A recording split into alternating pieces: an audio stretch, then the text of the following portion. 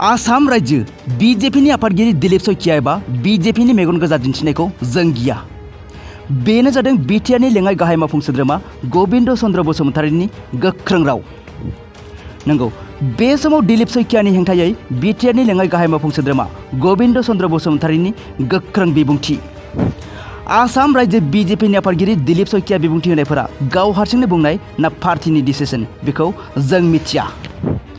आसाम राज्य बीजेपीनि आफादगिरि दिलीप शइकिया एबा बीजेपीनि मेगन गोजा दिन्थिनायखौ जों गिया।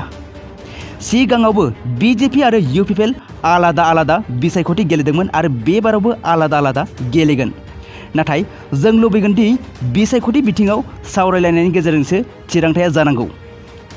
दासिम रावनिबो सायाव सोनारनानै थायाखै, गावनि आथिङाव गसंनानै गावनि नाजानायजोंनो खामानि मावबोदों आरो फैबाय थानाय समावबो गावनि नाजानायजोंनो बिसायख'थि गेलेगोन आरो जोंखौ रावबो खहा खालामनो हाया। बेनिखायनो जों रावनिबो मेगन गोजा दिन्थिनायखौ गिया। बेफोरबायदि गोख्रों रावजों फिनजाथाय होदों लेङाइ गाहाय मावफुं सोद्रोमा गबिन्द चन्द्र बसुमतारी बिथाङा। राजनीतिक दলৰ উদ্দেশ্যটো হ'ল নিৰ্বাচন খেলা। বিজেপি যেহেতু ৰাজনীতিক দলে হয়, তেওঁলোক নেশ্যনেল পাৰ্টি হয়, খুব ডাঙৰ দল হিচাপে তেওঁলোকৰ শক্তি প্ৰদৰ্শন কৰিবৰ কাৰণে উদ্যত হৈছে, তাত আমাৰ ক'ব লগা একো নাই।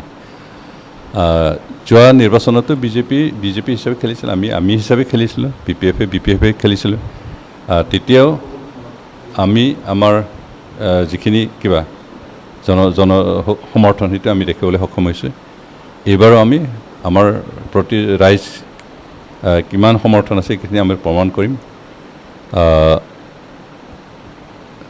যিহেতু যোৱা নিৰ্বাচনত আমি বেলেগকৈ খেলিছোঁ, এইবাৰো নিশ্চয় হয়তো এতিয়ালৈকে সিদ্ধান্ত হোৱা নাই আচলতে, যিহেতু আমি চেণ্ট্ৰেল গভৰ্ণমেণ্ট, ষ্টেট গভৰ্ণমেণ্ট আৰু কাউন্সিল চৰকাৰত একেলগে চৰকাৰ চলাই আছোঁ, একেলগে আছোঁ। একেলগে কাম কৰা হিচাপে, একেলগে চৰকাৰ চলোৱা দল হিচাপে নিৰ্বাচন কেনেকৈ খেলিব সেই সম্পৰ্কে দুয়োটা দলৰ নেতৃবৰ্গৰ মাজত আলোচনা হৈ এটা সিদ্ধান্ত হ'ব লাগিছিল। এতিয়ালৈকে সেইটো আলোচনা হোৱা নাই, কিন্তু তথাপিও বিজেপিৰ তৰফৰ পৰা কৈ আহি আছে যে তেওঁলোকে 40টা সমষ্টিতে কেণ্ডিডেট দিব। এইটো কোৱা বিশেষকৈ আমাৰ অসম ৰাজ্যিক বিজেপিৰ সভাপতিয়ে সেই বক্তব্য দাঙি ধৰিছে। এইটো পাৰ্টিৰ ডিচিশ্যন নে তেখেতৰ নিজা বক্তব্য সেইটো আমি নাজানো। তেখেতসকলে তেনেকৈ বক্তব্য দিছে, কিন্তু আমি বিচাৰোঁ যিহেতু আমি একেলগে চৰকাৰ চলাইছোঁ, এতিয়া একেলগে আছোঁ, সেইকাৰণে নিৰ্বাচন খেলাৰ ক্ষেত্ৰত আলোচনাৰ জৰিয়তে এটা সিদ্ধান্ত হ'ব লাগে। ধৰক যদি বুজাবুজিৰ মাজত খেলে সেইটোও হওক, অকলে খেলে সেইটোও হওক, কিন্তু আলোচনাৰ মাজতে বুজাবুজিৰ মাজত আলোচনাৰ মাজত এটা সমিলমিলৰ মাজত এইটো সিদ্ধান্ত হ'লে আমাৰ সকলোৰ কাৰণে ভাল হ'ব।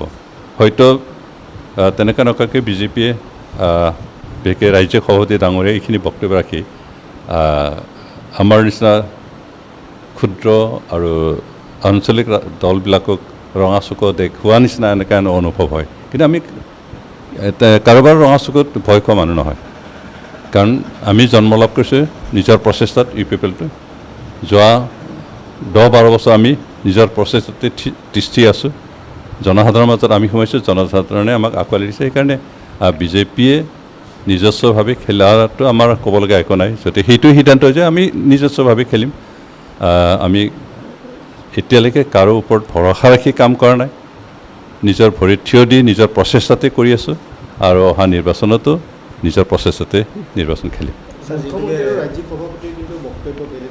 মুখ্যমন্ত্ৰী যিটো নৰম, ৰাজ্যিক সভাপতি কিন্তু যথেষ্ট আক্ৰমণৰ লক্ষ্য কৰি লৈছে পোনপটীয়াকৈ নহ'লেও। কি ক'ব, কিয় দুটা স্থিতি লৈছে আচলতে দুজন শীৰ্ষ নেতাই? সেইটো তেওঁলোকৰ কথা, কাৰণ তেওঁলোকৰ ভিতৰুৱা কিবা মই সোমাব বিচৰা নাই।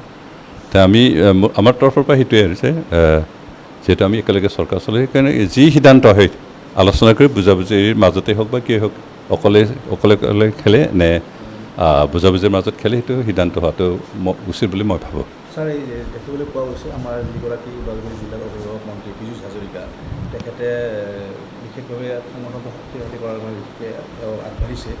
আজিও তেওঁ ননৈ চেৰফাঙৰ এখন সভাত, বিশেষকৈ ওদালগুৰি যি 10টা পৰিৱেশ সমষ্টি আছে, এই 10টা পদে আমি যিকোনো প্ৰকাৰে আমি 10টা সমষ্টিত আমি জিকিম। সেইবোৰ বক্তব্য আছে অনাগত যি আমাৰ BTC নিৰ্বাচন আছে সেই ক্ষেত্ৰত ইউপিএল দলক কিবা ক্ষতি কৰিব পাৰে নেকি ছাৰ? মই তেনেকৈ ক্ষতি কৰিব বুলি নাভাবোঁ, কাৰণ আমাৰ যোৱা নিৰ্বাচনৰ সময়ত আমি সংগঠন হিচাপে খুব দুৰ্বল আছিলোঁ। আমাৰ সাংগঠনিক কিবাটো অসম্পূৰ্ণ নিচিনাই আছিল, কিন্তু তথাপিও ৰাইজে আমাক সঁহাৰি দিছে, আমাক ভোট দিছে। আৰু অন্ততঃ ওদালগুৰি জিলাৰ ভিতৰত যি 10টা সমষ্টি তাৰ ভিতৰত আমি 7টাত জিকিবলৈ সক্ষম হৈছোঁ। বিজেপি মাত্ৰ তিনিটা সমষ্টি জিকিছে। আমি 6টাত জিকিছোঁ, বিজেপি 3টাত জিকিছে আৰু BPF 1টা। আৰু হিচাপে এইবাৰ আমাৰ দল আগতকৈ যথেষ্ট মজবুত হৈছে।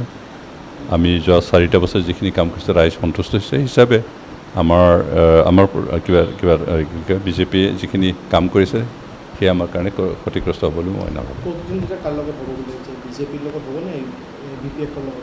নাই, BPFটো দিনে দিনে দুৰ্বল হৈ গৈ আছে, সেইকাৰণে প্ৰতিদ্বন্দ্বী হয়তো হ'ল বিজেপিৰ লগতে হ'ব। যোৱাবাৰো প্ৰায় সমষ্টিবিলাকত বিজেপিৰ লগতে প্ৰতিদ্বন্দ্বিতা হৈছিল। BPF 3rd পজিশ্যনতে আছিল। এইবাৰতো BPF আৰু তাতকৈ দুৰ্বল হ'ব, সেইটো খাটাং। BPFৰ তলি উদং হৈছে? BPFৰ তলি উদঙেই নাই, কাৰণ তেওঁলোকৰ নেতৃত্ব দিব পৰা মানুহখিনি গোটেইখিনি আঁতৰি গ'ল।